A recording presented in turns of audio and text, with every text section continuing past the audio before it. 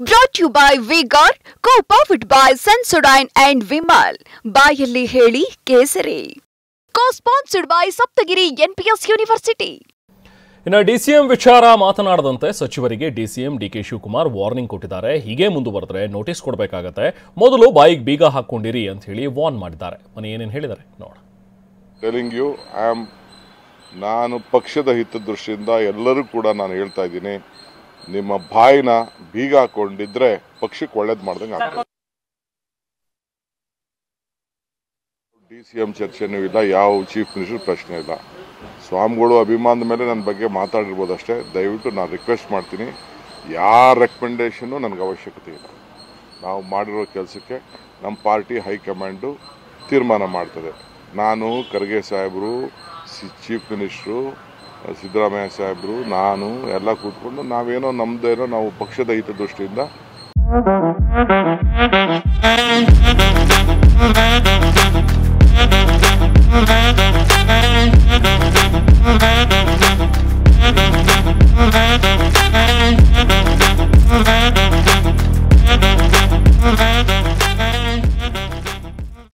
ನಾವು ಯಾವ ರೀತಿ ಕೆಲಸ ಮಾಡಬೇಕು ಅಂತ ಒಂದು ತೀರ್ಮಾನಕ್ಕೆ ಬಂದಿದ್ದೇವೆ ಹೈಕಮಾಂಡಲ್ಲಿ.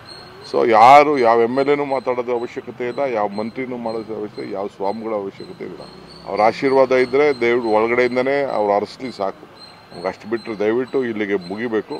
ನನಗೆ ಈ CM ವಿಚಾರ ಪಬ್ಲಿಕ್ಕಲ್ಲಿ, ಮಾಧ್ಯಮದಲ್ಲಿ ಡೆಪ್ಟಿ CM ವಿಚಾರ ಯಾವ ಮಂತ್ರಿ ಆಗಲಿ ಮಾಡೋಂಥ ಅವಶ್ಯಕತೆ. ಇನ್ನು ನಾನು ಹೇಳ್ತೀರಲ್ಲ, AICC ಅವರಲ್ಲಿ ನಾನಾಗಲಿ ವಿಧಿ ಇಲ್ಲದೆ ನೋಟಿಸ್ ಕೊಡಬೇಕಾದಂಥ ಅನಿವಾರ್ಯತೆ ಯಾರು ನಮ್ಮ ಶಾಸಕರಾಗಲಿ ಯಾರೇ ಆಗಲಿ ಪ್ರಸ್ತಾವನೆ ಮಾಡಿದ್ರೆ ನಮ್ಮ ಪಾರ್ಟಿಯವರು, ನಾನು ವಿಧಿ ಇಲ್ಲದೆ ನಾನು ಶಿಸ್ತಿನ ಕ್ರಮವನ್ನು ಕೈಗೊಳ್ಳಬೇಕಾಗ್ತದೆ. ಪಾರ್ಟಿಗೆ ಶಿಸ್ತು ಇಂಪಾರ್ಟೆಂಟ್.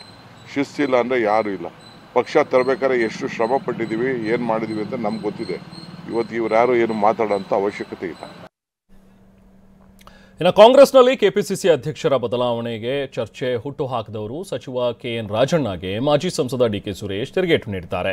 ಅಲ್ಲದೆ ಪಕ್ಷದಲ್ಲೇ DK ಶಿವಕುಮಾರ್ ಟಾರ್ಗೆಟ್ ವಿಚಾರದ ಜೊತೆಗೆ DCM ಹುದ್ದೆಗಳ ಚರ್ಚೆಯ ಬಗ್ಗೆಯೂ ಕೂಡ ಅವರು ಮಾತಾಡಿದ್ದಾರೆ. DK ಸುರೇಶ್ ಏನೇನು ಹೇಳಿದ್ದಾರೆ ಬನ್ನಿ ನೋಡೋಣ. ಮೂರು ಜನ DCMಗಳನ್ನ ಮಾಡಿ ಅಂತ ಕೂಡ ಒತ್ತಾಯ ಮಾಡುವಂಥದ್ದು ಸರ್. 3 ಜನ ಅಲ್ಲ, ಸುಮಾರು 9-10 ಜನದ ಹೆಸರಿಗೆ ಆಲ್ರೆಡಿ ಹೇಳಿದ್ದೀನಿ. ಅವರೆಲ್ಲರೂ ಅರ್ಹರಿದ್ದಾರೆ. ಅವರೆಲ್ಲರೂ ಮಾಡಬೇಕು ಅಂತ ಹೇಳಿ ನಾನು ಒತ್ತಾಯ ಮಾಡ್ತೀನಿ. ಯಾರೂ ಶಿವಕುಮಾರ್ ಅವ್ರನ್ನ ಟಾರ್ಗೆಟ್ ಮಾಡಲಿಕ್ಕೆ ಸಾಧ್ಯ ಇಲ್ಲ. ಅವರ ಭ್ರಮೆ. ಯಾರ ಟಾರ್ಗೆಟ್ ಮಾಡ್ತೀನಿ ಅನ್ನೋದೇನಾರ ಇದ್ದರೆ ಅದು ಅವರವರ ಭ್ರಮೆ ಆಗ್ತದೆ. DK ಶಿವಕುಮಾರ್ ಅವರು ಅವ್ರದ್ದೇ ಆದಂಥ ವ್ಯಕ್ತಿತ್ವವನ್ನು ಬೆಳೆಸ್ಕೊಂಡು ಹೋರಾಟದ ಬದುಕಿನ ಮುಖಾಂತರ ಸುಮಾರು 35 ವರ್ಷಗಳ ಸುದೀರ್ಘ ರಾಜಕಾರಣವನ್ನು ಮಾಡಿ ರಾಜ್ಯದಲ್ಲಿ ಪಕ್ಷದಲ್ಲಿ ಕೆಲಸ ಮಾಡ್ತಾ ಬಂದಿದ್ದಾರೆ. ಸೊ ಯಾರೋ ಮರ್ಜಿಯಿಂದ ಬಂದಂಥ ವ್ಯಕ್ತಿ ಅಲ್ಲ. ಯಾರೋ ಹೆಸರಿನಲ್ಲೋ ಅಥವಾ ಬೇರೆಯವರ ಇದರಲ್ಲೋ ಬೆಳೆದು ಬಂದಂಥವ್ರಲ್ಲ. ಹೋರಾಟದ ಬದುಕಿನ ಮುಖಾಂತರ ರಾಜಕಾರಣದಲ್ಲಿ ಮಾಡ್ಕೊಂಡು ಬಂದಂಥವರು ಇವತ್ತು ಪಕ್ಷದ ಅಧ್ಯಕ್ಷರಾಗಿ, ಉಪಮುಖ್ಯಮಂತ್ರಿಗಳಾಗಿ ಈ ರಾಜ್ಯದಲ್ಲಿ ಸೇವೆಯನ್ನು ಮಾಡ್ತಾಯಿದ್ದಾರೆ. ಕೆಲವರು ಬೇರೆ ಬೇರೆ ಅವರವರ ಅಭಿಪ್ರಾಯಗಳನ್ನು ತಿಳಿಸ್ಲಿಕ್ಕೆ ಅವರು ಕೂಡ ಅರ್ಹರಿದ್ದಾರೆ. DK ಶಿವಕುಮಾರ್ ಅವ್ರನ್ನ ಟಾರ್ಗೆಟ್ ಮಾಡಿ ನಾನು ಲೀಡರ್ ಆಗ್ತೀನಿ ಅಂತ ಅಂದರೆ ಅದು ಅವರ ಭ್ರಮೆ ಆಗ್ತದೆ. 8ರಿಂದ 9 ಜನಗಳನ್ನ DCM ಮಾಡಿದ್ರೆ DK ಶಿವಕುಮಾರ್ ಅವರ ಶಕ್ತಿ ಕುಂದಲ್ವಾ ಸರ್ ಅಂತೇಳಿ? ಏನಿಲ್ಲ, ಈಗಿರೋ ಮಂತ್ರಿಗಳಿಗೂ ಕೂಡ 33 ಜನಕ್ಕೆ ಏನು ಅಧಿಕಾರ ಇದೆಯೋ DK ಶಿವಕುಮಾರ್ ಅವ್ರಿಗೂ ಅಷ್ಟೇ ಅಧಿಕಾರ ಇದೆ.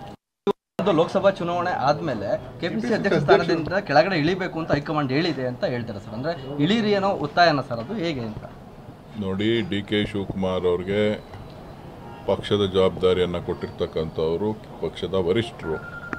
ಅವರು ಈಗಾಗಲೇ ವರಿಷ್ಠರ ಮುಂದೆ ಏನು ಹೇಳಬೇಕು ಎಲ್ಲ ತಿಳಿಸಿದ್ದಾರೆ. ಅದನ್ನು ಮಾಧ್ಯಮಗಳಿಗಾಗಲಿ ಅಥವಾ ಬೇರೆಯವ್ರು ಮಾತಾಡೋರಿಗಾಗಲಿ ತಿಳಿಸ್ಲಿಕ್ಕೆ ಸಾಧ್ಯ ಇಲ್ಲ. ಯಾವ ಹುದ್ದೆ ಕೂಡ ಶಾಶ್ವತ ಅಲ್ಲ, ಯಾವ ನಾಯಕರು ಶಾಶ್ವತ ಅಲ್ಲ. ಹೇಳಿಕೆ ಕೊಡ್ತಕ್ಕಂಥವರು ಕೂಡ ಅವರವರ ಬೆನ್ನನ್ನು ಹಿಂದೆ ತಿರುಗಿ ನೋಡ್ಕೋಬೇಕಾಗ್ತದೆ. ಸುಮ್ಮನೆ ಇವತ್ತು ನಮಗೆ ಕೊಟ್ಟಿರುವಂಥ ಜವಾಬ್ದಾರಿ ಸರ್ಕಾರ ಒಂದು ಉತ್ತಮವಾದಂಥ ರೀತಿಯಲ್ಲಿ ಆಡಳಿತ ನಡೆಸಲಿ ಅಂತಲೇ ಹೊರತು ಅದಕ್ಕೆ ಯೋಗ್ಯತೆ ಇಲ್ಲ ಅಂತ ಅಂದರೆ ಎಲ್ಲರೂ ಸೇರಿ ಬಿಟ್ಟು ಚುನಾವಣೆಗೆ ಹೋಗೋದು ವಾಸಿ.